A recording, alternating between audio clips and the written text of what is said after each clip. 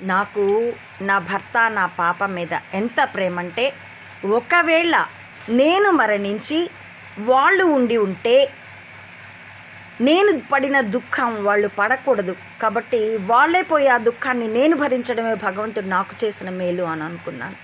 ఒకవేళ అది గాక సైకలాజికల్గా మానసిక దార్ఢ్యత నశించి నా పాప గనక ఒకవేళ సైకలాజికల్గా బ్రేక్ అయ్యి పిచ్చిదయ్యి ఉంటే, ఎర్రగడ్డ ఆసుపత్రిలో పిచ్చి వాళ్ళైన బిడ్డల్ని పెట్టుకుని శోకిస్తున్న తల్లిదండ్రులను చూసి అప్పుడే అనిపించింది నాకు, అయినా బాధ దాటడానికి నాకు సంవత్సరాలు పట్టచ్చుగాక, ఎందుకంటే అది కన్నపేగు, తల్లి బంధం.